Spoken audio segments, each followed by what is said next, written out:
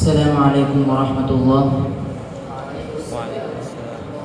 الحمد لله رب العالمين والعاقبة للمتقين والصلاة والسلام على أشرف الأنبياء والمرسلين وعلى آله وأصحابه أجمعين أما بعد.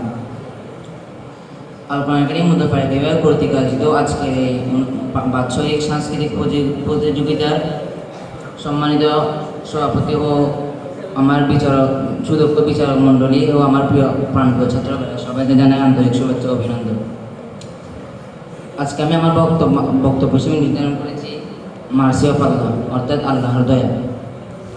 সম্মানিত উপস্থিতি, আল্লাহর দয়া হলো আল্লাহর দয়া যার কাছে থাকে সেই আল্লাহর প্রিয় বান্দা হতে পারে। আমি যা জানি তা হলো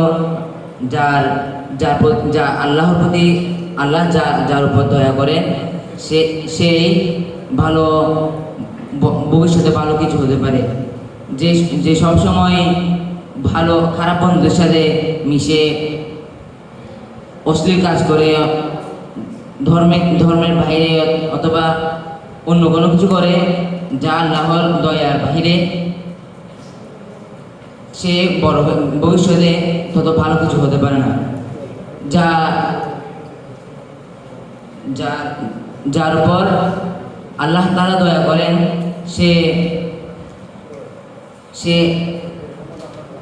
সবার প্রতি বিনয়ী হয় এবং তার প্রতি তার মনের মধ্যে থাকে শ্রদ্ধা, যা সবার প্রতি শ্রদ্ধা করে।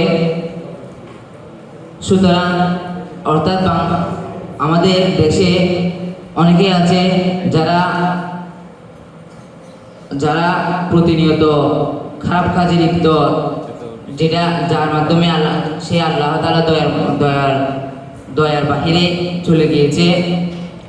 আমার কথা হলো, আমরা যেন আল্লাহ তাআলা দয়ার মধ্যে থেকে ভালো কাজ করে ভবিষ্যতে বড় কিছু হয়ে দিনের প্রতি দাওয়াত দেব। এবার আমার বক্তব্য শেষ করছি। আসসালামু আলাইকুম।